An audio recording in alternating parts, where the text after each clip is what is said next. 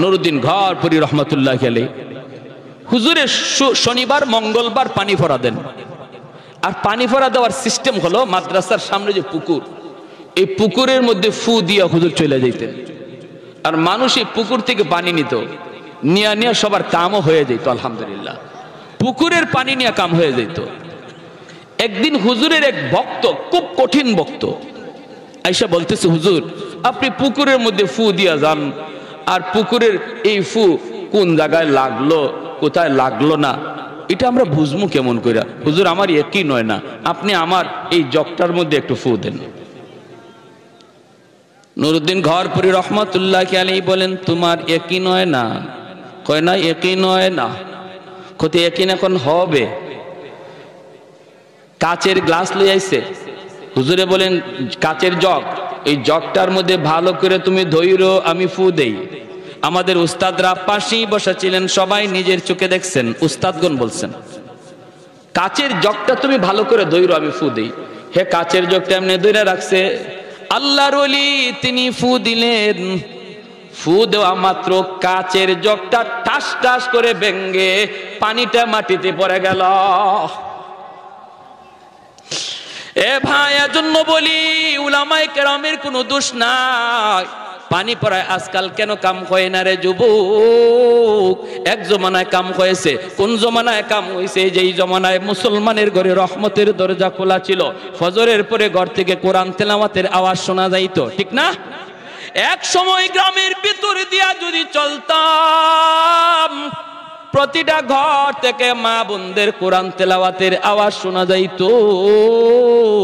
কিন্তু এখন গ্রামের ভিতর দিয়া হাঁটলে মনে হয় ফজরের পরে সব মরে গেছে। রাতের বেলা চুরি করা যতটা সহজ, ফজরের পরে মনে হয় এর চেয়ে আরো বেশি সহজ, ঠিক না? কোনো খবর নাই, কোনো খবর নাই। তাহলে হুজুরের পানি পড়া ঢুকবো কোন দিক দিয়া? হুজুরের এই কোরআন পইরা ফু দিব, এই তাবিজ পড়া ঢুকবো কোন দিক দিয়া? এজন্য বলতেছি হারাম ঘরে ঢুকানো বন্ধ করো, হারাম ঘরে বাজানো বন্ধ করো। মুসলমানের ঘরে এখন গান চলে, খেলাধুলার আয়োজন চলে, অথচ সপ্তাহে সপ্তাহ চলে যায়, কোরআন তিলাওয়াতের আওয়াজ হয় না, ঠিক কি না? মাসকে মাস চলে যায়, কোরআন তেলাওয়াতের আওয়াজ হয় না, হয় না রে আল্লাহর গোলাম। বাইজিদ বুস্তামি আল্লাহর বহুত বড় একজন ওলি। তিনি যেদিন ইন্তেকাল করলেন, স্বপ্ন যুগে আল্লাহর এক ওলি তারে স্বপ্নে দেখলেন, জিজ্ঞেস করতেছেন, ওগো আল্লাহর ওলি, কবর জগতে কেমন ব্যবহার করা হলো?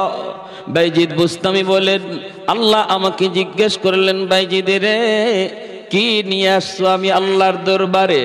আমি মনে মনে ভাবলাম আমলের কথা যদি বলি ধরা খেয়ে যাব, কারণ আমলের ভিতরে কত গন্ডগোল। আমলের নিয়ত যদি সহি না থাকে আমল কবুল হবে না। মানুষকে দেখানো যদি উদ্দেশ্য থাকে নামাজ কবুল হবে না। মানুষকে দেখানো যদি উদ্দেশ্য থাকে দান করা কবুল হয় না। তাহলে আমলের কথা বলা যাবে না। বলবো কি? কই ইমানের কথাটা বলি। বলতেছেন মালিক, ইমানটা নিয়ে এসেছি তোমার দরবারে নির্ভেজাল। ভেজাল কোনো ইমান আমার কাছে নাই। ভেজাল ইমান কাকে বলে? আল্লাহ যা পারে বান্দাও তা পারে, আল্লাহ যা পারে পীর বাবাও তা পারে, আল্লাহ যা পারে দয়াল বাবাও তা পারে। এমন বিশ্বাস যদি কারো অন্তরে থাকে, বোঝা গেল ভেজাল্লা ইমান। আওয়াজ দেয়া বলেন ঠিক না? সন্তান দেওয়ার মালিক কে? আওয়াজ আসতে কেন? জোরে বলেন কে? ধন দৌলত দেওয়ার মালিক কে? শান্তি দেওয়ার মালিক কে? কেউ যদি মনে করে আমার দয়াল বাবা খাজা বাবার দরবারে গেলেও ধন পাওয়া যায়, দৌলত পাওয়া যায়, শান্তি পাওয়া যায়, সন্তান পাওয়া যায়, তাহলেই বোঝা গেল তার ইমান হলো ভেজাল্লা ইমান, নির্ভেজাল নয়, নির্ভেজাল নয়। আমরা যারা এখানে বসে আসলাম, বলুন তো আমাদের ইমান ভেজাল না নির্ভেজাল? আমরা নির্ভেজাল, আমরা নির্ভেজাল। কেউ এমন বিশ্বাস অন্তরে রাখি, আল্লাহ যা পারে মানুষটা পারে না, এমনকি নবীও তা পারেন না, আল্লাহ যা পারে, ঠিক না? এর নাম হলো নির্ভেজাল ইমান। জাতের সাথেও শরীক করা যাবে না, আল্লাহর গুণের সাথেও কাউকে শরীক করা যাবে না। বাইজিদ বুস্তামি বলতেছেন, আল্লাহ ইমানটা আমার নির্ভেজাল। আল্লাহ পাক রব্বুল আলামিন তখন বলেন, বাইজিদ উযকুর লাইলাতাল লাবান, নির্ভেজাল ইমান যদি তোমার হয় তাহলে দুধের রাতের কথা ইয়াদ করো। কি ছিল সেই দুধের রাতের ঘটনা? একদিন তিনি দুধ খেয়েছিলেন, দুধ খাওয়ার পর পেট খারাপ করেছে। তিনি বলতেছেন আমার দুধে পেট খারাপ করে ফেলেছে। আল্লাহ ওই দিকে ইঙ্গিত দিলেন, রে বাইজিদ পেট খারাপ করার ক্ষমতা দুধের নাই, পেট খারাপ করার ক্ষমতা শুধুমাত্র আমি আল্লাহর। ঠিক না? এ বাইজিদ, ভালো মন্দ দেওয়ার মালিক আমি আল্লাহ। কোন বস্তুর এই ক্ষমতা নাই, কোন মানুষের এই ক্ষমতা নাই। কেমন করে তুমি এই কথা বলেছিলে ইমান নির্ভেজাল কেমন করে হলো? সাথে সাথে বাইজিদ বুস্তামি বুঝে ফেলছেন, হায় হায় আমি তো এখানেও ধরা খেয়ে গেলাম। আল্লাহর কুদরতি কদমে সেজদায় পড়ে বলতেছেন, মালিক কিছুই আনতে পারি নাই গো আল্লাহ, খালি হাতে তোমার দরবারে এসেছি, দেখানোর মতো কিছুই নাই, একমাত্র তোমার দয়া আর মায়া সারা, একমাত্র তোমার দয়া মায়া সারা আমি বাইজিদ বুস্তামির মাপ পাওয়ার কোনো সুযোগ আমি দেখি না, আমি দেখি না গো আল্লাহ। তখনই আল্লাহ পাক কয়, বাইজিদ একদিন শীতের রাতে তুমি একটা বিড়ালের বাচ্চাকে আদর করে লেপের নিচে জায়গা দিয়েছিলা। বিড়ালের বাচ্চাটা শীতের বাতাসে কনকনে শীত কষ্ট করে, দৃশ্যটা দেখার পরে তোমার কলিজায় মায়া লাগলো। বাচ্চাটারে তুমি আদর করে নিজের বিছানায় জায়গা দিয়েছিলা, লেপের নিচে জায়গা দিয়েছিলা। এই বিড়ালের বাচ্চাটা আমি আল্লাহরই বানানো মাখলুক। আমার একটা ছোট্ট মাখলুককে তুমি এতটুকু আদর করার কারণে আমি আল্লাহ খুশি হইয়া তোমাকে জান্নাতের উঁচু মাকাম দান করলাম। জোরে আওয়াজ দিয়া সুবহানাল্লাহ। তাহলে ছোট্ট একটা মাখলুকের প্রতি দয়া দেখাইলে যদি নাজাতের উসিলা হয়, মানুষের প্রতি মানুষ যদি মায়া দেখায়, মানুষের প্রতি মানুষ যদি দরদ দেখায়, মানুষের প্রতি মানুষ যদি একটু সাহায্যের জন্য আগায় যায়, তাহলে এই বিষয়টাও নাজাতের উসিলা হতে পারে কি পারে না? চোখের সামনে কত মানুষ বিপদে পড়ে আসলো, তুমি সাহায্যের জন্য হাত বাড়াইলা না রে আল্লাহর গোলাম। একটু সাহায্যের জন্য কতজন তোমার কাছে হাত বাড়াইলো, তুমি সাহায্য করলা না। বিপদে পড়ছে তারে সাহায্য করলা না। বোঝাটা তুলে দিতে কই, বোঝাটা তুলে দিলা না। অন্ধ মানুষটা রাস্তা পার হতে পারে না, তুমি পার করে দিলা না। কিন্তু যুবক তুমি জানো না, জানো না ওই অন্ধ মানুষটারে রাস্তা পার কইরা দেওয়া ও তোমার নাজাতের উসিলা হতে পারে। তাহলে মানুষের প্রতি দয়া দেখানোর দরকার আসেনি না নাই? মানুষের প্রতি মায়া দেখানোর দরকার আসেনি না নাই? ছোট্ট থেকে ছোট্ট উসিলাও আল্লাহর কাছে ছোট্ট আমল উসিলা হয়ে যাবে। এজন্য বলতেছি রে ভাই, হৃদয়ের কান দিয়ে দিলের কান দিয়ে কথাগুলি একটু মনোযোগ দিয়ে শুনবো। হতে পারে আজকের এই বসা আমার নাজাতের উসিলা। মনোযোগ কার কার আছে হাত তুলে আল্লাহকে দেখান। আল্লাহ তুমি প্রতিটা হাতকে কবুল করো, জোরে বলি আমিন। আল্লাহ আমাদের প্রত্যেককে আমলের নিয়তে কথাগুলি শোনার তৌফিক দান করো। আমি যে আয়াতে কারিমা তেলাওয়াত করেছি, এই আয়াতে আল্লাহ রাব্বুল আলামিন বলেন, ওয়ালানাবলুওয়ান্নাকুম বিশাইইম মিনাল খাউফি ওয়াল জু' ওয়া নাকসিম মিনাল আমওয়ালি ওয়াল আনফুসি ওয়াস সামারাত ওয়া বাশশিরিস সাবিরিন। আমি আল্লাহ নিশ্চয়ই কখনো কখনো ইমানদারের কাছ থেকে পরীক্ষা নেব, বিপদ আপদ দিয়া, মুসিবত দিয়া, ক্ষুধার যন্ত্রণা দিয়া, জানের ভয় দিয়া, মালের উপরে কোনো বিপদ দিয়া, বিভিন্ন আকারে মুসিবত আপদ বিপদ দিয়া আমি আমার বান্দার ইমানের পরীক্ষা নেব। এই পরীক্ষায় যারা সবর করবে, আল্লাহ বলেন বন্ধু তুমি জানায় দাও তাদের জন্য আমি আল্লাহর পক্ষ থেকে জান্নাতের সুসংবাদ। বিপদের সময় যারা সবর করবে তাদের জন্য আল্লাহর পক্ষ থেকে জান্নাতের সুসংবাদ। বলুন তো, আমার আপনার জীবনে কম বেশি ছোট বড় বিপদ আসেনি না নাই? এমন কোনো মানুষ পাওয়া যাবে না দুনিয়ায় যে বলবে যে আমার জীবনে কোনো বিপদ নাই, আমার জীবনে কোনো কষ্ট নাই, আমার জীবনে কোনো পেরেশানি নাই, শুধু সুখ আর সুখ, এমন মানুষ দুনিয়ায় মিলবে না। কারণ দুনিয়ার বৈশিষ্ট্য হলো কখনো সুখ কখনো দুঃখ, কখনো হাসি কখনো কান্না, কখনো সচ্ছলতা কখনো অভাব। এটা হলো দুনিয়ার বৈশিষ্ট্য। আর আখিরাতের বৈশিষ্ট্য হলো যার কপালে সুখ তার আজীবন সুখী থাকবে, আল্লাহ তারে জান্নাত দিবে, জান্নাতে দুঃখের কোনো লেশমাত্র নাই। আর আখিরাতের জীবনে যার কপালে দুঃখ, ওর কপালে শুধু দুঃখই থাকবে, সুখের কোনো সম্ভাবনা নাই।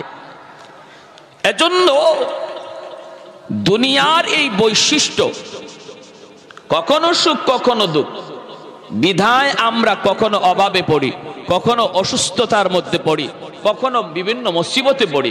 আর আল্লাহ বলছেন এটা ইমানদারের উপরে পরীক্ষা হবেই হবে।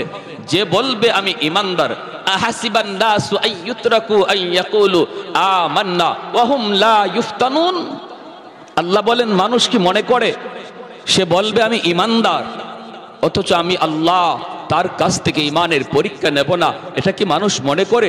না না, এমনটা মনে করো না। তুমি যদি বলো আমি ইমানদার, তুমি যদি বলো আমি আল্লাহকে বিশ্বাস করি, তাহলে মনে রাখো তোমার ইমান এত বড় দৌলত, এত বড় দৌলত। তাম দুনিয়ার সমস্ত সহায় সম্পদ যদি এক পাল্লায় রাখা হয়, আদনা থেকে আদনা মুমিনের ইমান এক পাল্লায় রাখা হয়, ইমানের পাল্লা ভারী হবে।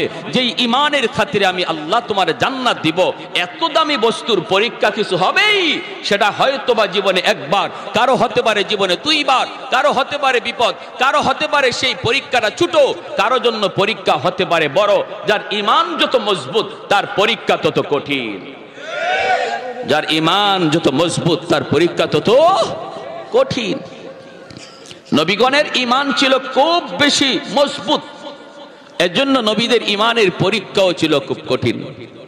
আর আমাদের ইমানটাই দুর্বল, এজন্য আল্লাহর পক্ষ থেকে পরীক্ষাটাও আসে ছোট ছোট, কখনো অসুস্থতা, কখনো ছোটখাটো বিপদ, কখনো অভাব।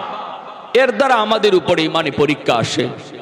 প্যারে হাজিরিন, ওই পরীক্ষাগুলাতে কে সবর করলো আর কে সবর করলো না, এর আলামত হলো বিপদে পইরাও, মুসিবতে থাইকাও, অভাবে থাকাকালীন সময়েও যে মানুষ আল্লাহকে ডাকে, আল্লাহর গোলামি করে, তারে মসজিদে পাওয়া যায়। অভাবে আছে এরপরও মসজিদ ছাড়ে না, অভাবে আছে এরপরও আল্লাহর জিকির ছাড়ে না, অভাবে আছে এরপরও হারাম পথে যায় না।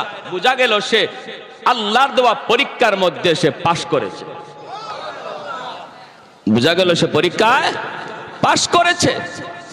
সাইয়্যিদুনা আইয়ুব আলাইহিস সালাম বহুত বড় আল্লাহর এক পয়গম্বর, বনি ইসরাইলের জলিলুল কদর একজন পয়গম্বর।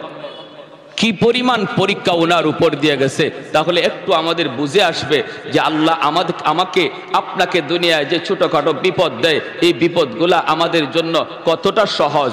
যদি নবীর এই পরীক্ষাটা শুনি আমরা ধারাবাহিকভাবে, তাহলে বুঝতে পারবো ইমানি পরীক্ষা কত কঠিন আর আমাদের উপরে যা আস। ঠিক কিনা, ঠিক কিনা? মনোযোগ আছে তো ইনশাআল্লাহ? সবার মনোযোগ আছে তো ইনশাআল্লাহ? ভাইরা আমার, হযরত আইয়ুব আলাইহিস সালাম বনি ইসরাইলের বহুত বড় একজন জলিলুল কদর পয়গম্বর। আল্লাহ পাক এমন এমন নিয়ামত তারে দিয়া রাখছেন, নিয়ামতের সাগরে হাবুডুবু খাইতেছিলেন, কোন দিক দিয়ে কোনো অভাব নাই, কোনো অভাব নাই। যেমন আল্লাহ তারে সুস্থতার নিয়ামত দিছেন, তেমন আল্লাহ তারে দৌলত দিছেন, সহায় সম্পদ দিছেন, রাজত্ব দিছেন। 6টা জোয়ান জোয়ান ছেলে আল্লাহ তারে দিছেন, ছেলেরাও জোয়ান। আর 4 জন বিবি দিছেন। সর্বদিক দিয়ে 70 বছরের হায়াতের জীবন, সুস্থতার 70 বছরের হায়াতের জীবনে ওনার একটা মাথা ব্যথা পর্যন্ত হয় নাই। তাফসীরি কিতাবে লিখেন ঘাম বিচি পর্যন্ত উঠে নাই। আল্লাহ তারে এত নিয়ামত দিয়া রাখছেন, যেরকম সুবহানাল্লাহ। আমার ভাইয়েরা, বন্ধুরা, যুবক, সুস্থতার চেয়ে বড় নিয়ামত আর কিছু নাই। একজন মানুষের জীবনের সবচেয়ে বড় নিয়ামত হলো সুস্থতার আল্লাহর গোলাম। এজন্যই তো মূসা নবী আল্লাহকে জিজ্ঞেস করেছিলেন, মালিক আমি যদি খোদা হই, তুমি যদি বান্দা হও, আমার কাছে তুমি কি চাইবা? প্রশ্নটা বুঝছেন? আল্লাহ আমি যদি খোদা হই, তুমি যদি বান্দা হও, কি চাইবা? আল্লাহ তখন বলেন, মূসা রে এমন তো হবে না, যদি হইতো আমি সুস্থতার নিয়ামত চাইতাম। মূসা নবী কই, মালিক আমি পেয়ে গেছি, কি চাইবো? তোমার কাছে আমি কি চাইবো? পেয়ে গেছি মালিক, আমিও সুস্থতার নিয়ামত চাই, সুস্থতার নিয়ামত চাই। এজন্য রে ভাই, আইয়ুব আলাইহিস সালামকে আল্লাহ পাক সুস্থতার নিয়ামত আল্লাহ দান করেছেন, সহায় সম্পদ দান করেছেন, স্ত্রী দান করেছেন, সন্তান দান করেছেন, রাজত্ব দিয়েছেন, ধন দৌলত, একটার পর একটা বাগান, একটার পর একটা ইন্ডাস্ট্রি, একটার পর একটা শিল্প কারখানা, বাড়তেই শুধু থাকলো, বাড়তেই থাকলো। এত কিছু নিয়ামতের ভিতরেও আল্লাহর পয়গম্বর আল্লাহর গোলামি করা ছাড়েন না, আল্লাহর শুকর বন্ধ করেন না, আল্লাহর জিকির বন্ধ করেন না। সমাজে কিছু মানুষ পাওয়া যাবে, যখন পয়সা করি হাতের মধ্যে আসে তখনই সে গুনার দিকে ধাবিত হয়। অনেক মানুষ, অনেক শিল্পপতি পাওয়া যায়, শিল্পপতি পাওয়া যায় রাত 2টা বাজে 3টা বাজে ঘরে ঢুকে, স্ত্রী জানে না কখন স্বামী ঘরে ঢুকলো। কোটিপতির সন্তান রাত কয়টা বাজে ঘরে আসে বাবা জানে না, মা জানে না, মা জানে না। পয়সায় অনেককে নষ্ট করে ফেলে, চরিত্র নষ্ট করে ফেলে, ক্যারেক্টার নষ্ট করে ফেলে। মানুষ যখন সুখে পড়ে, কেউ কেউ আছে আল্লাহকে ভুলে যায়, কিন্তু আল্লাহর পয়গম্বর সাইয়্যিদুনা আইয়ুব আলাইহিস সালাম তার অভাব তো নাই, সুখে আছেন, আল্লাহকে ভুলেন না, আল্লাহকে ভুলেন না, আল্লাহর গোলামি বাদ দেন না। জিকির বন্ধ নাই, আল্লাহর জিকির বন্ধ নাই। ইবলিস তখন ডাক দিয়ে কয়, ওগো আল্লাহ তোমার পয়গম্বর এত তোমারে ডাকে কেন জানোনি? কেন যাকে জানোনি কেন? আল্লাহ পাকে ইবলিস কয়, সুখে রাখছো এজন্য তোমারে ডাকে, সুখে রাখছো এজন্য তোমার জিকির করে। অভাব কি জিনিস জানে না, বিপদ কি জিনিস বুঝে না, মুসিবত কি জিনিস জানে না, পরীক্ষা কি জিনিস এখনো বুঝে নাই। আমি ইবলিসের মনে হয় যদি তুমি তারে বিপদে ফালাও, জিকির করবে দূরের কথা, তোমার নাম পর্যন্ত ভুলে যাবে। নাউজুবিল্লাহ। আল্লাহ পাক রব্বুল আলামিন তখন বলে, রে ইবলিস ভালো করে শুন, ভালো করে শুন। আইয়ুব আমি আল্লাহর পয়গম্বর, পয়গম্বর ইচ্ছা করে হওয়া যায় না, আমলের দ্বারা ওলি হওয়া যায়, নবী হওয়া যায় না, বুজুর্গ হওয়া যায়, নবী হওয়া যায় না। নবী আল্লাহ নিজে পছন্দ করেন, আল্লাহ নিজে নির্বাচন করেন।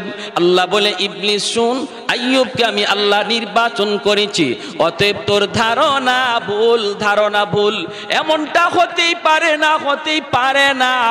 ইবলিস কয়, তাহলে বিপদে ফেলায়া দেখো, পরীক্ষায় ফেলায়া দেখো, দেখো না তোমার নাম কেমনে লয়, তোমার নাম কেমনে লয়। আমি তো বললাম নাম ভুলেই যাবে, নাম ভুলেই যাবে, নামই মনে থাকবে না। আল্লাহ পাক বলে, তাহলে দেখ চ্যালেঞ্জ, তোর সাথে আমি আল্লাহর চ্যালেঞ্জ, দেখ দেখ। আমার আইয়ুবের উপর পরীক্ষা শুরু হয়ে গেল। 1 নম্বরই পরীক্ষা আল্লাহ পাক রব্বুল আলামিন দিলেন, রে যুবক, সহায় সম্পদগুলি একে একে ধ্বংস হতে লাগলো। আজ অমুক ফ্যাক্টরিতে আগুন, কালকে ওই বাগানে আগুন, অমুক জায়গা আজকে ধ্বংস। এই খবরগুলি যখনই পয়গম্বরের কাছে আসতে থাকে, তখনই তিনি সাথে সাথে আল্লাহর শুকরিয়া আদায় করে। না শুকরি নাই। আল্লাহ পাক কই, দেখছনি বিপদ তো আমি আল্লাহ দিলাম, কিন্তু না শুকরি নাই। না শুকরি নাই, এখনো শুকুর করে, এখনো আমি আল্লাহকে ইয়াদ করে। এতগুলি সহায় সম্পদ নষ্ট হয়ে গেল, এরপরেও কিন্তু আমি আল্লাহকে ভুলে না। ইবলিস কই মালিক জানুনি কেন কই রাজত্ব রাখছো এজন্য, আল্লাহ রাজত্ব কেড়ে নিলেন, তখনও ইনি শুকরিয়া আদায় করে। ইবলিস কয় কারণ হলো 6টা জোয়ান ছেলে আছে, ভরসা হলো সন্তানের উপর। সম্পদ যদি চলেও যায়, সন্তান তো আছে 6টা জওয়ান। এই 6টা জওয়ান ছেলের দ্বারা সম্পদ আবার কামাই করবে, এজন্য কোনো টেনশন নাই, তোমার গোলামি করে। আল্লাহ বলে না, সন্তানের উপর পরীক্ষা শুরু হবে। 6 জন যুবক ছেলে এক করে ঘুমায় রইছে। হঠাৎ করে রাতের বেলা চাঁদ ভেঙ্গে আইয়ুব নবীর 6টা ছেলে একসাথে মারা গেল রে যুবক। একসাথে 6 জন ছেলের মৃত্যু সংবাদ বাবা শুনতে পাইলেন। এরপর নবী শুকরিয়া আদায় করে, জোরে কোন সুবহানাল্লাহ। আল্লাহর কাছে ডাক দেয়া কর, মালিক সন্তান তো আমার কাছে ছিল আমানত, এই সন্তানের মালিক তো আমি না, সন্তানের মালিক তুমি। আমার আপনার কাছে সন্তান আল্লাহর তরফ থেকে আমানত, দখলে আমার। এই সন্তান নিজের খুশি মতো চালানো যাবে না, আমানতের বস্তু নিজের মর্জি মতো ব্যয় করা যায় না, করলেই সেটা খেয়ানত হয়। আমানতের বস্তু নিজের মর্জি মতো ব্যয় করা যায় না, করলেই সেটা খেয়ানত হয়। কেমনে ব্যয় করতে হয়, কয় মালিকের নির্দেশ মতো, মালিক যেভাবে বলে সেইভাবে, তাহলেই আমানতদারি রক্ষা হয়। সন্তান আল্লাহর তরফ থেকে আমার আপনার কাছে আমানত। এজন্য সন্তানকে যা খুশি তা শেখানো যাবে না, যা খুশি তা দেখানো যাবে না, যা খুশি তা পরানো যাবে না, যা খুশি তা তারে জামাও পরানো যাবে না, যা খুশি তা তারে তা শোনানো যাবে না। সন্তানকে কি শোনাবো, সন্তানকে কি দেখাবো, সন্তানকে কি পড়াবো, সেই জিনিসটাও চলবে আল্লাহর মর্জি মতো, তবেই আমানতদারি রক্ষা হবে। হাসরের মাঠে বহু বাপমা আল্লাহর আদালতে খিয়ানতকারী হিসেবে কাঠগড়ায় দাঁড়াবে, আর সেই মামলাটা দায়ের করবে তার সন্তান মামলা দায়ের করবে বাপমার বিরুদ্ধে। আল্লাহ আমি ছোট ছিলাম, আমি বুঝি নাই, কোথায় পড়লে পরে তোমাকে চেনা যায়, কোন শিক্ষা লাভ করলে পরে আখিরাত জানা যায়। আল্লাহ আমি ছোট্ট বাবু ছিলাম, আমি বুঝতাম না। আল্লাহ আমার বাপ মা বুঝতেন, তারা কেন আমাকে ওই শিক্ষা দিলেন না? আমি আজ যে কারণে জাহান্নামী হলাম, আমার বাপ মা আমার চেয়ে ডাবল অপরাধী, তাদেরকে জাহান্নামের ডাবল শাস্তি দাও। রব্বানা আতিহিম দিআফাইন মিনাল আযাব ওয়াল আনহুম লানান কাবীরা। সন্তান বাপ মাকে আল্লাহর আদালতে আসামির কাঠগড়ায় দাঁড় করায় দিবে। অনেক বাপ মা সন্তানের মামলায় আল্লাহর আদালতে আসামি হবে। কারা? যারা সন্তানের ব্যাপারে খেয়ানত করেছে। সন্তানের ব্যাপারে কি করেছে? খেয়ানত করেছে। যেই বয়সটাতে তাকে আল্লাহর নাম শেখানোর কথা, যেই বয়সটাতে তাকে আখিরাত জানানোর কথা, যেই বয়সটাতে তারে কালেমা শেখানোর কথা, যেই বয়সে তারে কোরআন সহি শুদ্ধ করে শেখানোর কথা, যেই বয়সে ইসলামের মৌলিক জ্ঞান তার অন্তরে দেওয়ার কথা, এই শিক্ষা না দেওয়ার কারণে, এই বয়সে তারা সেই শিক্ষা না দেওয়ার কারণে আল্লাহর আদালতে সন্তান মামলা দিবে। আর এই সন্তান বড় হইয়া সে যখন কলেজে যাবে, শিশুকালে বাপ মা তারে এই শিক্ষা না দেওয়ায় সে কলেজে গিয়ে বেনামাজি হবে, ভার্সিটিতে গিয়ে বেনামাজি হবে, নাস্তিকদের কাছে গিয়ে সে নাস্তিক হবে, ইসলামের বিরুদ্ধে কথা বলবে।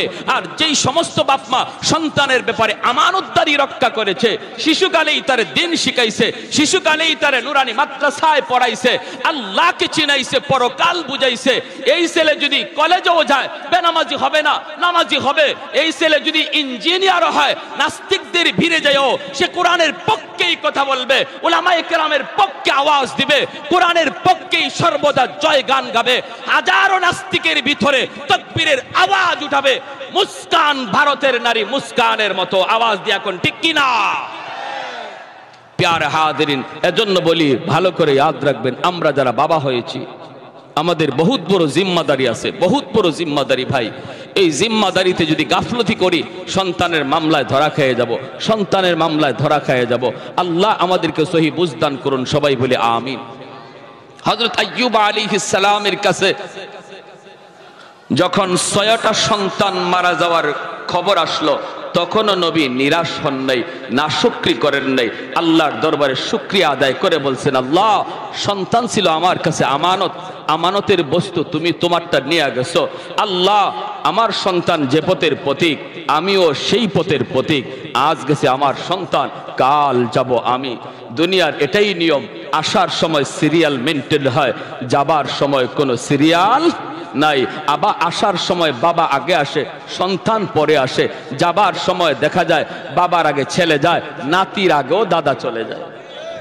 ঠিক কিনা? আমার ভাইয়েরা, বন্ধুরা, একটু মনোযোগ লক্ষ্য করে শুনো রে আল্লাহর গোলাম। যেই মাত্র আইয়ুব আলাইহিস সালামের কাছে 6টা ছেলের মৃত্যু সংবাদ কানে আসলো, তখন নবী শুকরিয়া আদায় করেন।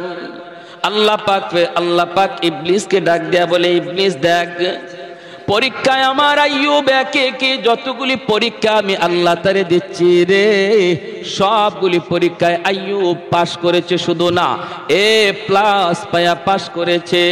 ইবলিস কই, মালিক, এখনো তোমার শুকরিয়া কেন আদায় করে তুমি জানোনি? বলে, কেন? এখনো তার 4টা স্ত্রী এখনো জমিনে আছে গো। 4 জন স্ত্রী যেই স্বামীর আছে তার কিসের টেনশন? ছেলে 6টা চলে যাক না 10টা চলে যাক, স্ত্রী তো আছে, সন্তান আবার দুনিয়ায় আসবে। এই ভরসায় তোমার গোলামি করে, এই ভরসায় এখনো তোমার উপরে সে নারাজ হয় না, এখনো নারাজ হয় না। আল্লাহ পাককে একে একে পরীক্ষা দেওয়ার জন্য শয়তান উদ্বুদ্ধ করতেছে। আল্লাহ পাক কয়, তাহলে শুন, 4টা স্ত্রীর উপর পরীক্ষা শুরু হয়ে গেল। 4 জন স্ত্রী, 3 জন এক খাটের মধ্যে ঘুমায় আছেন। একজন বিবি রহিমা, তিনি আছেন নবীর সাথে রাতের বেলা। যেই রাত্রে 3 জন এক খাটের মধ্যে শুয়ে আছেন রে আল্লাহর গোলাম, ওই রাতে 7 পইরা 3 জন স্ত্রী মারা গেলেন। এই খবর নবীর কাছে যখন আসলো, তখনও নবী নাশুকরি করে না, তখনও আল্লাহর শুকরিয়া আদায় করে, তখনও আল্লাহর শুকরিয়া আদায় করে। আল্লাহ পাক রব্বুল আলামিন কয়, এরে ইবলিস, দেখ তো দেখি, দেখ আমার পয়গম্বর আইয়ুব কিন্তু এখনো আমি আল্লাহর শুকরিয়া আদায় করে। ইবলিস তখন কয়, কি শুনবেন? ইবলিস তখন কয়, মালিক, এখনো শুকরিয়া আদায় করে, কারণ তারে সুস্থতার নিয়ামত তুমি দিয়েছ। হাত 2টা এখনো তার সুস্থ, পা 2টা এখনো সুস্থ, এখনো সে সুস্থ শরীর নিয়ে চলাফেরা করতে পারে। এজন্য তোমার শুকরিয়া আদায় করে। যেই মানুষটার হাত 2টা সুস্থ, সে কোনোদিন গরিব নয়। যার হাত পা 2টা সুস্থ, সেও গরিব নয়, কারণ সে কর্ম করে খাইতে পারে। ঠিক কিনা জোরে কন? কর্ম করে খাইতে পারে, সে গরিব নয়, গরিব নয়। আল্লাহ পাক রব্বুল আলামিনকে ইবলিস তখন ডাক দিয়ে কই, মালিক, এজন্য তোমার এখনো শুকরিয়া আদায় করে। আল্লাহ পাক কয়, ইবলিস শুন, তুই যত কথা বলস না কেন রে, আইয়ুব এমনে এমনে নবী হয় নাই, আমি আল্লাহ তারে নবী বানাইছি। নফল বন্দেগীর মাধ্যমে আল্লাহর ওলি হওয়া যায়, আব্দুল কাদের জিলানী হওয়া যায়, মঈনুদ্দিন চিশতি হওয়া যায়, কিন্তু নবী পয়গম্বর হওয়া যায় না, সাহাবী হওয়া যায় না। সাহাবী আল্লাহ পাক নিজে চয়েস করেন নবী পয়গম্বর কে হবে, সেটাও আল্লাহ পাকের চয়েস করা, আল্লাহ পাকের চয়েস করা। রব্বুল আলামিন তখন ডাক দিয়ে কই, ইবলিস, তাহলে শুন, এইবার পরীক্ষা শুরু হবে আমার পয়গম্বরের শারীরিক পরীক্ষা, দেহের উপরে পরীক্ষা শুরু হবে। এরে যুবক, দিলটা একটু নরম করে কথাগুলি শুনো রে আল্লাহর গোলাম। দুনিয়াতে কম বেশি পরীক্ষা আমাদের সবার জীবনে আসে। কেউ কখনো অসুস্থ হইয়া মসজিদ ছাইরা দেই, কেউ কখনো বিপদে পইরা আল্লাহর নাম ছাইরা দেই। আমি আমার জীবনে পেয়েছি, সিলেটের এক জায়গায় ওয়াজে গিয়েছিলাম, মানুষজন আমারে কইতেছে, হুজুর, ওই যে একটা ঘর দেখতেছেন, এই ঘরের লোকটা ছিল অনেক নামাজি বড় দিনদার, লোকটা ছিল বড় নামাজি বড় দিনদার। হঠাৎ করে লোকটা একটা একটা বিপদে পড়ে গেল। বিপদে পড়ার পরই সে চিৎকার করে কয়, এত নামাজ পড়লাম, এত রোজা রাখলাম, এত আল্লাহরে ডাকলাম, আল্লাহ আমারে কেন বিপদে ফেলাইল? বেনামাজি সুদখোর ঘুষখোর আল্লাহ কোনো বিপদ দেয় না, আমাকে বুঝি আল্লাহ দেখলো। এই বইলা মসজিদ ছেড়ে দিছে হুজুর, এখন আর মসজিদে আয় না, আল্লাহর বিরুদ্ধে কথা কয়, রাস্তায় রাস্তায় গোটে নাস্তিকদের মতো কথা কয়। এরে আল্লাহর গোলাম, একটু দিলটা নরম করে কথাগুলি শোনো। যদি তুমি বিপদের সময় সবর কইরা বিপদের সময় তুমি আল্লাহকে ডাকো, হাসরের ময়দানে আল্লাহ পাক আইয়ুব নবীর সাথে তোমারে জান্নাত দান করবে। জোরে কোন সুবহানাল্লাহ। শরীরের পশমের গোড়ায় গোড়ায় ফুসকা পড়ে গেল, ফুসকা। এই ফুসকার ভিতরে পোকা জন্ম নিল, পোকা। ফুসকার ভিতরে পোকা জন্ম নিল, শরীর পচে যাইতে লাগলো, সারা শরীরটা আস্তে আস্তে পচতে শুরু করলো। ভাইরে নবী, শরীর থেকে এত দুর্গন্ধ বের হয়, এলাকার মানুষজন কয়, ঘরের প্রতিবেশী লোকে কয়, প্রতিবেশীরাও ডাক দিয়া কয়, তাড়াতাড়ি ঘর থেকে বের করো, এলাকায় থাকা যাবে না, এত দুর্গন্ধ, সারা শরীর পচে যাইতেছে। আল্লাহর পয়গম্বর, 4 জন বিবি ছিল, 3 জন তো মারা গেছে, একজন জীবিত। তিনি কে? তিনি হলেন বিবি রহিমা। মানুষজন ডাইকা কয়, রহিমা, ও রহিমা, আমরা সবাই গেলাম, তুমিও কি যাইবা না স্বামীর সাথে থাকবা? আল্লাহর বান্দি তখন বলতেছে, তোমরা সবাই চলে যেতে পারো গো, কিন্তু আমার স্বামী আমি ছাড়বো না, আমি আমার স্বামীকে ছেড়ে যাব না, স্বামীর খেদমত ভুলবো না। ও রহিমা, তোমার নাকে কি কোনো দুর্গন্ধ লাগে না? বিবি রহিমা তখন ডাক দিয়া বলতেছে, আমার নাকে কোনো দুর্গন্ধ লাগে না। কই, তাহলে তাড়াতাড়ি স্বামীরে লইয়া তুমি ঘর থেকে বের হও, যেখানে মন চায় সেখানে যাও, আমরা দুর্গন্ধের কারণে টিকতে পারি না, তোমার যেভাবে মন চায় সেদিকে যাও। তিনি ঘর থেকে স্বামীরে নিয়ে বের হয়ে গেলেন। আল্লাহর পয়গম্বর আইয়ুব আলাইহিস সালাম, যার এক সময় এই এলাকার রাজত্ব ছিল, এক সময় আল্লাহ পাক তারে কোটি কোটি সম্পদের মালিক দিয়া রাখলো। 24 ঘন্টা তার দরজার পাশে অভাবী মানুষ দাঁড়ায় থাকতো, অনবরত যাদেরকে তিনি দান করতেন। আজ ওই মানুষগুলো কয়, রহিমা তাড়াতাড়ি যাও, তাড়াতাড়ি সরো গো, এলাকায় থাকতে পারি না। কই যাইবা তুমি জানো? ঘর থেকে বের হইয়া আল্লাহর বান্দি স্বামীরে নিয়ে তিনি রাস্তায় আসলেন। রাস্তা দিয়ে পথিকেরা যায়, পথিকেরা ডাক দেয়া কয়, রহিমা, রাস্তা দেখে স্বামীরে নিয়ে যাবায় মন চায় সেদিকে যাও, আমরা রাস্তায় হাঁটা চলা করতে পারি না, রাস্তায় আমরা হাঁটা চলা করতে পারি না। আল্লাহর বান্দি স্বামীর নিয়া চোখের পানিটা মুইসা মুইসা তিনি বের হয়ে যাইতেছেন। তিনিও সাধারণ কোনো মহিলা না রে ভাই, তোমরা মনে করতে পারো তিনি হয়তো কোনো গরিব গরিব মেয়ে ছিলেন, এজন্য তিনি স্বামীর নিয়ে বের হচ্ছেন না। বিবি রহিমা তিনিও ছিলেন কে? তিনিও ছিলেন নবী পরিবারের সন্তান, হযরত ইউসুফ আলাইহিস সালামের নাতিন, ছেলের ঘরের নাতিন। আল্লাহু আকবার। নবী পয়গম্বর গণের পরিবারের সন্তান, রাজ পরিবারের মেয়ে, রাজ পরিবারের মহিলা। মুহূর্তের ভিতরে তিনিও স্বামীরে ফালায়া চলে যেতে পারতেন, কারণ বাবার বাড়ি হলো রাজবাড়ি, বাবার বাড়ি হলো রাজবাড়ি, আবার নবী পরিবারের একজন মেয়ে। কিন্তু না না, তিনি বুঝতেন স্বামীর কদর, স্বামী কত বড় দৌলত, এটা তিনি বুঝতেন। বিদায় বলছেন, তোমাদের নাকে গন্ধ লাগে, কিন্তু আমার স্বামীর পচা গন্ধ আমার নাকে লাগে না। রাস্তার পাশেও থাকতে দিল না, স্বামীকে লইয়া মাঠে চলে গেলেন। মাঠে, ও আমার বিনোদর চোরের মা বোনেরা, একটু মনোযোগ দিয়া খেয়াল করে শুনো গো মা, তোমাদের ঘটনা বলতেছি, তোমাদের একটা ইতিহাস বলতেছি। কাকে বলে স্ত্রী, কাকে বলে স্বামী, কাকে বলে সংসার। একটু মনোযোগ দিয়ে শোনো, এমন সংসার যদি করতে পারো ঘরটা জান্নাতি ঘর হয়ে যাবে। এই সন্তানগুলিকে আল্লাহ জান্নাতি সন্তান বানায় দিবে, মেধাবী সন্তান আল্লাহ বানায় দিবে। যেই ঘরের মধ্যে স্বামী স্ত্রীর ভিতরে মহব্বত থাকে, এই ঘরের সন্তানগুলিকে আল্লাহ পাক মেধাবী বানায় দেয়, হাফেজে কোরআন বানায়, আলেমে দ্বীন বানায়, মুফতি মুহাদ্দিস বানায়। যেই ঘরে স্বামী স্ত্রীর মধ্যে ঝগড়া হয়, যেই ঘরে স্বামী স্ত্রীর মধ্যে গালাগালি হয়, এই ঘরে সন্তান চেষ্টা করো তার মেধাবী বানানো যায় না। কারণ বাপ মার সর্বদা ঝগড়া আর গালাগালির বদাসর সন্তানের উপরে যায় পড়ে। তুমি যদি সন্তানকে মানুষের মতো মানুষ বানাইতে চাও, আগে ঘরটারে সুন্দর করো, ঘরটারে সুন্দর করো। ভাইয়েরা বন্ধুরা, মাঠে তিনি চলে গেলেন, রাস্তা থেকে মাঠে গেলেন স্বামীকে লইয়া। স্বামী গ, এক সময় তোমার আঙ্গুলের ইশারায় এই এলাকা চলতো, আজকে এলাকার মানুষ তোমারে ঘরে জায়গা দেয় না, রাস্তায় জায়গা দেয় না, মাঠে চলো।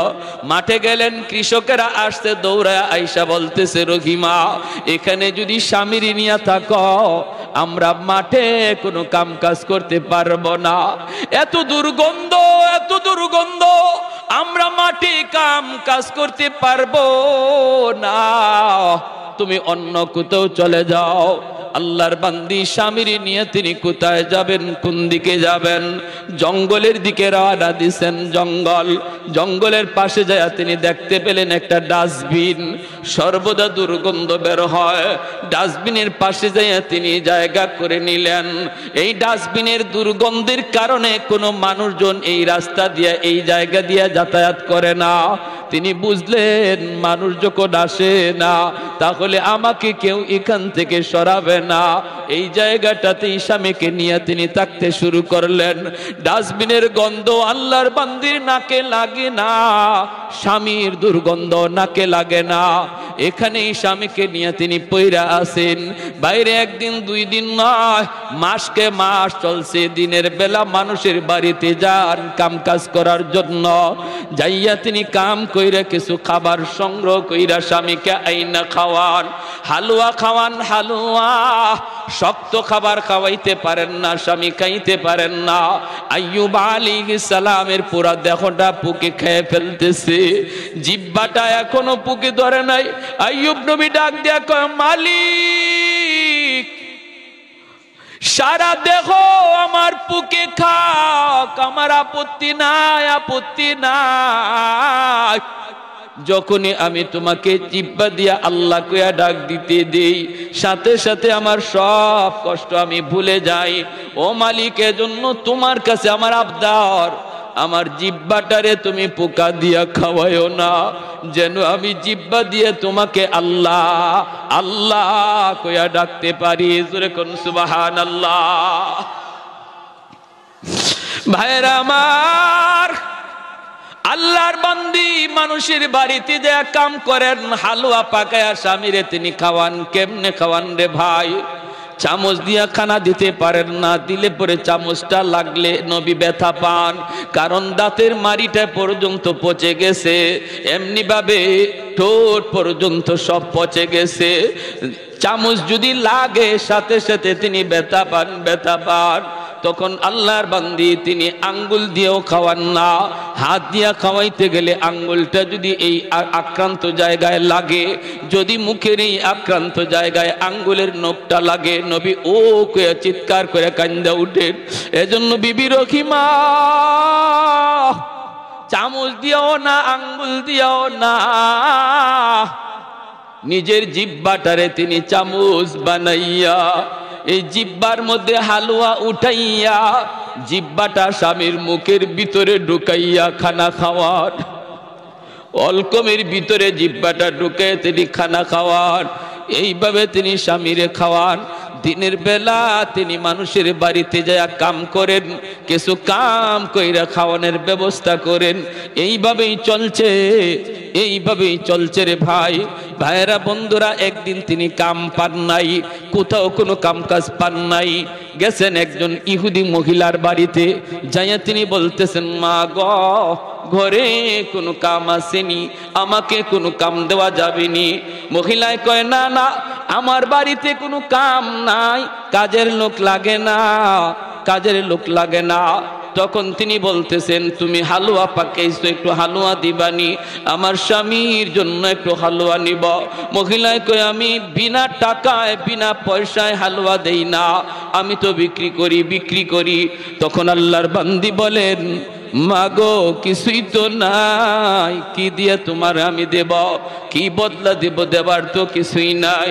আমার জন্য চাই না, আমার জন্য চাই না, আমার একজন অসুস্থ স্বামী, আমার অসুস্থ স্বামী জঙ্গলের ডাস্টবিনের পাশে রেখে এসেছি, অসুস্থ ক্ষুধার্ত তার জন্য। মহিলায় কয়, না আমি এমনে দেই না, পয়সা লাগে, পয়সা দিব কোত্থেকে? তখন ওই মহিলা কয়, পয়সা নাই তো ভাগো, দেওয়ার কোনো সুযোগ নাই, কিন্তু একটা কাজ করলে দিতে পারি। বলে কি কাজ? কয়, তোমার চুলগুলি অনেক লম্বা দেখা যায়, যদি কিছু চুল কাইটা আমাকে দেও, এই চুলের বিনিময়ে তোমাকে হালুয়া দেব। আল্লাহর বান্দি বিবি রহিমা কই, না না মাগো, তুমি এমন কথা বইল না গো, আমার লম্বা চুল থাকার কারণে আমার স্বামী আমার চুলে দইরা বসা থেকে মাঝে মাঝে দাঁড়ায়, আমার চুলটারে আমার স্বামী লাঠি বানায়। আর একটু জোরে কোন সুবহানাল্লাহ। ও আমার মা বোনেরা, খেয়াল করে শুনো, আমার নবী রহমতের নবী বলেছেন, আইয়ুমা ইমরাতিন ইদা সাল্লাত খামসাহা ওয়া সামাত শাহরাহা ওয়া হাফিজাত ফারজাহা ওয়া আতাআত বালাহা। নবী বলেন, যেই মহিলা 4টা কাজের জিম্মাদার হয়ে যায়, আল্লাহর তৈরি জান্নাতের যে কোনো দরজা দিয়ে ঢুকবে, কেউ তারে বাধা দিবে না, বাধা দেওয়ার কোনো সুযোগ তার নাই। 1 নাম্বার হলো, যদি কোনো মহিলা নামাজের হিসাবটা ঠিক মতো আল্লাহরে বুঝাইতে পারে, ওয়াক্ত মতো নামাজ পড়া নেয়, পরের ওয়াক্তে নামাজ নেয় না, যথা টাইমে নামাজ যেই মহিলা আদায় করে। 2 নম্বর হলো, যেই মহিলা রমজান মাসে রোজা ঠিক মতো রাখে। 3 নম্বর হলো, নবী বলেন, যেই মহিলা খাস পর্দা করে, খাস পর্দা বলতে আমরা কি বুঝিনি রে ভাই? খাস পর্দা হলো ঘরের পর্দা, বাহিরের পর্দা। ঘরেও কিন্তু পর্দা আছে, বাহিরেও পর্দা আছে। বাহিরের পর্দা হলো বের হওয়ার সময় মোটা কাপড়ের বোরকা পরে বের হও, ঢিলা ঢালা বোরকা পরে বের হও, এটা হলো বাহিরের পর্দা। মুখটাও তোমার ঢাকা থাকবে, হাত মোজা পা মোজা লাগানো থাকবে, এটা হলো বাহিরে বের হওয়ার পর্দা। আর যদি একান্ত ঘরে তুমি থাকো, তুমি ঘরে থাকো, ঘরেই থাকো, একান্ত প্রয়োজনে বের হলে মোটা কাপড়ের বোরকা পরে বের হবা। ঘরের ভিতরে থাকলে তোমার পর্দা আছে, চাচাতো ভাইয়ের সাথে পর্দা করা তোমার ফরজ, মামাতো ভাইয়ের সাথে পর্দা করা ফরজ, খালাতো ভাইয়ের সাথে পর্দা করা ফরজ। এমনি ভাবে ভাইয়েরা বন্ধুরা, গ্রামের সম্পর্কের চাচা, গ্রামের সম্পর্কের নানা, গ্রামের সম্পর্কের দাদা, গ্রামের সম্পর্কের মামা, গ্রামের সম্পর্কের যত যা কিছু আছে সব হলো তোমার জন্য বেগানা, বেগানা। তাদের সাথে দেখা করা তোমার জন্য হারাম, কথা বলা হারাম। তো ঘরের পর্দা, বাহিরের পর্দা যেই মহিলা করলো, 4 নাম্বার নবী বলেন, যেই মহিলা স্বামীর কথা মতো চলে, স্বামীরে খুশি রাইখা চলে। যেই মহিলা মারা যায় আর ওই অবস্থায় তার স্বামী তার উপর খুশি থাকে, নবী বলেন, মরতে দেরি, জান্নাতে যাইতে দেরি না। ভাইরা আমার, এজন্যই তো বিবি রহিমা কি পরিমাণ স্বামীর খেদমত, কি পরিমাণ স্বামীর জন্য ত্যাগ, কি পরিমাণ কুরবানি। ওই মহিলা কই, চুল কাইটা দিবা তবে আমি তোমাকে হালুয়া দেব। আল্লাহর বান্দি কয়, চুল কাটা যাবে না, কারণ যদি আমি চুল কাটি আমার স্বামী কেমন করে বসা থেকে উঠবে, কেমন করে তিনি বসা থেকে উঠবে। ইহুদি মহিলা কই এত কিছু বুঝি না, যদি আমার কাছ থেকে হালুয়া নিতে হয় চুল দেওয়া লাগবে। তিনি বাধ্য হয়ে গেলেন চুল দেওয়ার জন্য, সাথে সাথে একটু চুল কাইটা দিয়া দিল। স্বামীর কারণে নিজের চুলটা তিনি কিছু দিয়া দিলেন কাইটা। শয়তান কিন্তু সুযোগ পায়া গেছে, শয়তান পিছনে লাইগা আছে কেমন করে স্বামী স্ত্রীর ভিতরে একটা ভুল বুঝাবুঝি সৃষ্টি করাইতে পারে। শয়তান যদি স্বামী স্ত্রীর মধ্যে ভুল বুঝাবুঝি করাইতে পারে, তালাকের পর্যায়ে নিতে পারে, সংসার যদি ভাঙ্গা দিতে পারে। আল্লাহর নবী বলেন শয়তানের জীবনের যত শয়তানি আছে রে, সমস্ত শয়তানির ভিতরে সবচেয়ে বড় শয়তানি হলো তালাক। সবচেয়ে বড় শয়তানি হলো ঘরের মধ্যে স্বামী স্ত্রীর ভিতরে গন্ডগোল। নবী বলেন একদিন ইবলিস সবগুলি ইবলিস রে নিয়ে একসাথে বইছে, বইয়া বলতেছে আজকে কে কি খারাপ কাজ করছো একটু তালিকা দাও। একজনে কই একজন লোক মসজিদে যাইতেছিল, শয়তানি করে আমি মসজিদ থেকে ফিরাইয়া দিছি, আর মসজিদে যাইতে দেই নাই। কয় এটা তো সামান্য কাম, বড় কোনো কাম না। শয়তান কিন্তু মুকুট নিয়ে বসা, পুরস্কার নিয়ে বসা, এই লোকে পুরস্কার দিল না। আরেকজন রে কয় আমি মাপে কম দেওয়াইছি, আমি একটা দোকানদার রে বুদ্ধি কইরা মাপে কম দেওয়াইছি। শয়তান কয় এটাও বড় কোনো পাওয়ার কিছু না। একে একে সবাই সব দিল। একজনে কয়ে উঠছে উস্তাদজি আমি একটা কাম করছি। বলে কি কাম করছ? কয় স্বামী স্ত্রীর ভিতরে ঝগড়া লাগাইয়া স্বামীর মুখ দিয়া 3 তালাক দেওয়াইছি। ইবলিস সিংহাসন থেকে লাফ দিয়ে উঠে গেছে, ওইটাই দৌড় দিয়া যায় তার মাথার মধ্যে পুরস্কার এই মুকুট দিয়া কয় তুই আজকে সবচেয়ে বড় শয়তানি করছ, তুমি আমার কাছ থেকে পুরস্কার পাওয়ার যোগ্য। কারণ যেই সংসারের ভিতরে তালাক হয়, তালাকের দ্বারা শুধু স্বামী স্ত্রীর জীবন নষ্ট হয় না রে যুবক, তালাকের দ্বারা অবলা সন্তানগুলির জীবন নষ্ট হয়ে যায়। ভবিষ্যৎ অন্ধকার অন্ধকার অন্ধকার। মা একদিকে বাবা একদিকে, একজন সন্তানকে যদি আদর্শ সন্তান বানাইতে হয়, একদিকে মায়ের আদর আর একদিকে বাবার শাসন লাগে। আওয়াজ দিয়ে এখন ঠিক কিনা? খালি মায়ের আদরে কোনোদিন সন্তান আদর্শ মানুষ হয় না, মানুষ হইতে পারে না রে আল্লাহর গোলাম। এজন্য বাবার শাসনের প্রয়োজন। তালাক হওয়া মানে মা একদিকে বাবা একদিকে, ছেলে মেয়ে হয়তো মার কাছে নয়তো বাবার কাছে, কিন্তু একসাথে আর মা বাপরে পায় না, পায় না। এজন্য এই সন্তানগুলির জীবনটা নষ্ট হয়ে যায়। এজন্য ভাইরা বন্ধুরা মনে রাখবা, নবী বলেন যখনই কোনো ঘরের মধ্যে কোনো পুরুষ তালাক দেয়, সাথে সাথে আল্লাহর আসমানটা কাঁপে ওঠে। এত বড় হালাল জিনিসের ভিতরে সবচেয়ে নিকৃষ্ট নবী বলেছেন তালাক। আমাদের সমাজে পুরুষ তো আছে, কিছু মহিলাও এমন মিলে ঝগড়া কইরা কইরা কয় দে আমারে তালাক দে। কয়নি না কয় না, কয় তুই বাপের বেটা হইলে আমারে তালাক দে। নাউজুবিল্লাহ। এমনি স্বামীর টেম্পার গরম হয়ে রয়েছে, আরো গরম করে। এই কাজটা করায় দেয় মাঝখানে এসে কে? ইবলিস। কে করায়? ইবলিস করায়। আর হেও গুসার ছুটে তালাক 3টা না দেয়া 14 গোষ্ঠী সহ তালাক দেয়। তোরে তালাক, তোর মারে তালাক, তোর দাদিরে তালাক, তোর 14 গোষ্ঠী তালাক। 3 তালাকের বাহিরে তালাক দিলে মনে রাখবা একসাথে 3 তালাক দেওয়া কবিরা গুনাহ। যদিও তালাক হয়ে যাবে, কিন্তু যে দিল এর খবর আছে আল্লাহর কাছে, ফিটা আছে। একসাথে 3 তালাক দেওয়ার কোনো বৈধতা নাই। তালাক দেওয়ার সিস্টেম হলো প্রতি মাসে একটা। যদি আপনি শাসন করলেন, আপনি বুঝাইলেন, পরিবারের লোক আনলেন, বসলেন 2 পক্ষ লইয়া, এরপরও সমস্যার সমাধান হয় না, আপনার বিবি উল্টা পথেই চলে, উল্টা পথেই চলে। বিছানা পরিত্যাগ করলেন, আপনি তার থেকে দূরে থাকলেন, কথা বন্ধ রাখলেন, হালকা একটু মারদুর। নবী বলেন হালকা মারদুর এর মানে বাঁশ লইয়া লাঠি লইয়া ফিরানি না, মেসওয়াক লইয়া একটু আস্তে কইরা একটু আঘাত দেওয়া। এর মানে একটু সে যেন অপমান বোধ করে, হায় রে আজকে আমার স্বামী হাত উঠায় ফেলছে, এতটুকু যেন তার অনুভূতিতে লাগে, তার ইজ্জতে যেন লাগে, এজন্য একটু হাত উঠানি। এর মানে এই না লাঠি লইয়া শরীরে দাগ ফালাইয়া দেওয়া, এরকম না। হালকা কিছু আঘাত করলেন, এরপরও সংশোধন হয় না, তখন শরীয়ত বলে সে যখন পবিত্র হালতে থাকে তখন তার এক তালাক দাও। এরপরে আরেকবার যখন পবিত্র হয় পরের মাসে, ওই সময় আরেকটা তালাক দাও।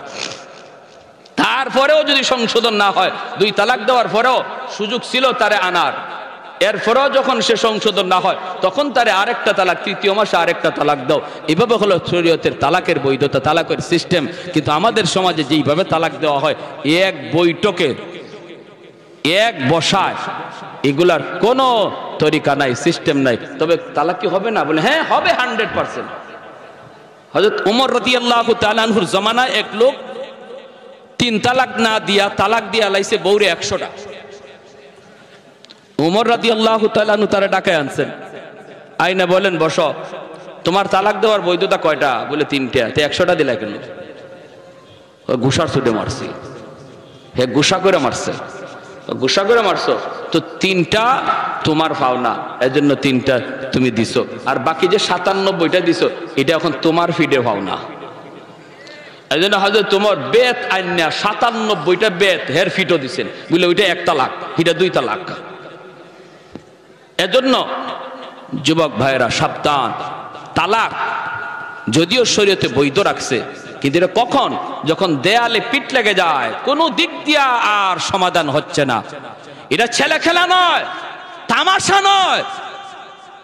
হুজুর গুসার চুটে দিয়া দিছি, আমার তখন মাথায় জ্ঞান ছিল না। তালাক কেউ হাসতে হাসতে দেয় না, গুসা করেই দেয়, রাগ উঠলেই দেয়। এজন্য কোনো সুযোগ নাই, 3 তালাক দিয়া দিবেন আর কোনো সুযোগ নাই ফিরায় আনার। হুজুরদের কাছে দৌড়ায় কোনো লাভ নাই। প্যারে হাজিরিন, এজন্য ইবলিস কইতেছে আজকে পুরস্কার পাওয়ার অধিকার তোমার, তুমি বহুত বড় কাজ করছো। কারণ সংসারে 2 জন শুধু নষ্ট না, তাদের অবলা সন্তানগুলির ভবিষ্যৎ অন্ধকার।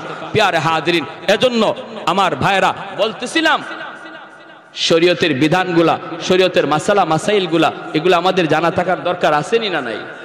আর একটু জোরে কোন আসেনি না নাই? আমার ভাইরা বন্ধুর, আল্লাহর গোলাম যেই মাত্র চুলটা কাইটা তিনি দিয়া দিলেন, হালুয়া নিয়ে আসলেন। স্বামীর কাছে আসার আগে ইবলিস আইয়ুব আলাইহিস সালামের কাছে আয়েশা বলতেছে, নবী গো, জানেননি একটা গোপন খবর? কিসের খবর? কই খবর হলো আপনার স্ত্রী মানুষের বাড়িতে চুরি কইরা কইরা আপনার জন্য খানা নিয়ে আসে। এই খবর তো আপনি রাখেন না, আপনি তো এই খবর রাখেন না। প্রতিদিন চুরি করে কেউ ধরতে পারে না, কিন্তু আজকে ধরা খাওয়া গেছে।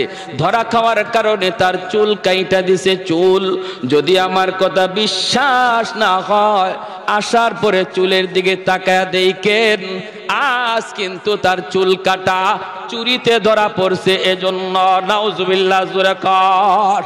এর নাম হলো ইবলিস। এর নাম কি? এর নাম হলো ইবলিস। ঘটনা ঘটলো কি আর শুনাইতেছি কি? ঘটনা ঘটলো কি আর শুনাইতেছি কি? আল্লাহর পয়গম্বর সাথে সাথে যেন আসমান মাথায় ভেঙে পড়লো, কারণ তিনি তো নবী। হারাম খানা তো তিনি খাইতে পারেন না, চুরির মাল নবী তো খাইতে পারেন না। কোনো ইমানদার মুমিন কোনোদিন হারাম মাল খাইতে পারে না, চুরির মাল, ডাকাতির মাল মুসলমান খাইতে পারে না। ভাইরা বন্ধুরা, আল্লাহর পয়গম্বর আওয়াজ দিয়া কই, মালিক, ঘটনা যদি এমনই হয়, আমাকে তুমি কেমন পরীক্ষায় ফেলাইছো গো আল্লাহ? আমি ওই স্ত্রীকে নিয়ে সংসার করব না, আমি তার স্ত্রী হিসেবেও মেনে নিব না। যদি তার মাথার চুল আমি কাটা পাই, তাহলে আমি কসম করলাম 100টা বেত তারে দিব, 100টা বেত দিব। আল্লাহর পয়গম্বর আইয়ুব আলাইহিস সালাম তিনি অপেক্ষায় বসা আছেন, বিবি আসবেন, তারপরে তিনি দেখবেন মাথার চুল কাটা নাকি। তিনি দেখবেন বিবি রহিমা হালুয়া নিয়ে স্বামীর কাছে তিনি হাজির হলেন। ভাইরা তিনি হালুয়া দিলেন, নবী তো হালুয়া খাইতে রাজি না। তিনি তো বলতেছেন রহিমা গো মাথার চুলগুলি একটু দেখাও। দেখাইতেই তিনি দেখেন চুল কাটা। আল্লাহর নবীর কলিজার মধ্যে যেন রক্তক্ষরণ হয়ে যায়। হায় রে আমি কি শুনলাম, যা শুনলাম তা তো বাস্তব।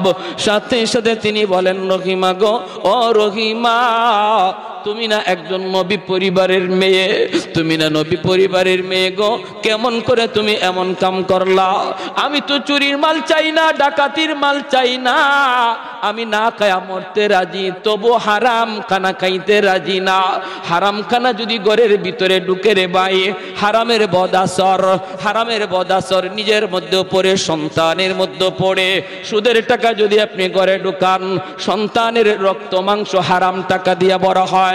এই সন্তান বড় হওয়ার পরে কোনোদিন নামাজি হয় না, আলেমদের পক্ষে কথা বলে না, ইসলামের পক্ষে কথা বলবে না, বাপ মার সাথে ভালো আচরণ করবে না, বাপ মার সাথে বেয়াদবি করবে, বাবার সাথে বেয়াদবি করবে, বাবার গায়ে হাত উঠাইতে পারে, কারণ তার শরীরে রক্ত মাংস তুমি বাবা হারাম টাকা দিয়া বড় করছ।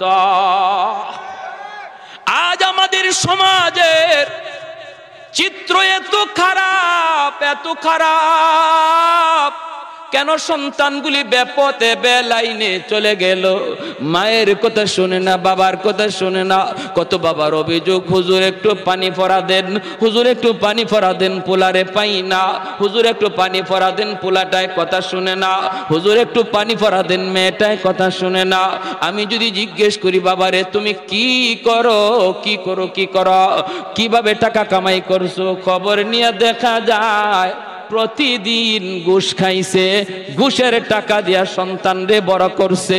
যদি আমি বলি ছেলের জন্য আপনাকে যদি এক গ্লাস পানি পড়া দিতে হয়, আপনার জন্য পানি পড়া দিতে হবে এক জগ।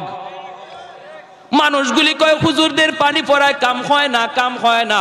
আমি বলি না, পানি পড়া কাম হয়, কিন্তু ওই পানি পড়া যেই ঘরে যেয়ে ঢুকবে, এই ঘরে ঢুকার সময় যায় দেখে ঘরের রহমতের দরজা বন্ধ, কারণ ঘরের ভিতরে সুদ ঢুকে, ঘরের ভিতরে ঘুষ ঢুকে, ঘরের ভিতরে হারাম ঢুকে। যেই ঘরে হারাম ঢুকে এই ঘরে গজবের দরজা খোলা, রহমতের দরজা বন্ধ। ইমাম সাহেব পানি পড়া দেয়, পানি পড়া আপনার ঘরে গিয়ে ঢুকতে পারে না, কারণ রহমতের দরজা বন্ধ, গজবের দরজা খোলা। ঠিক না, ঠিক না? আইয়ুব নবী ডাক দিয়ে বলতেছেন বিবি গো মরে যাব তবু চুরি করা মাল খাবো না, হারাম খাবো না, হারাম খাবো না, হারাম খাবো না। বিবি রহিমা তখন বলেন স্বামী গো কেমন করে তুমি বুঝলা এটা হারাম? কই তুমি কারো বাড়িতে চুরি কইরা মাল আনছো, এজন্য তোমার চুল কাইটা দিছে, চুল কাইটা দিছে। আল্লাহর বান্দি তখন চোখের পানিটা সাইরা বলতেছেন স্বামী গো কে তোমারে এমন বলছে? কই গ্রামের একটা মানুষ। সাথে সাথে তিনি কান্দেন আর বলেন স্বামী বিশ্বাস করো আমিও নবী পরিবারের মেয়ে গো, চুরি করি নাই, আমার বাপ দাদা কেউ চোর ছিল না, কেউ চুরি করতে শিখায় না। আমার ঘটনা হলো এমন, ইহুদি মহিলা আমাকে দিতে চায় না, বাধ্য হইয়া আমি চুলটা দিছি। এইবার আল্লাহর নবী তিনি বুঝে ফেলছেন এটা ইবলিস ছিল, ইবলিস। এখন তিনি কসম তো করে ফেলছেন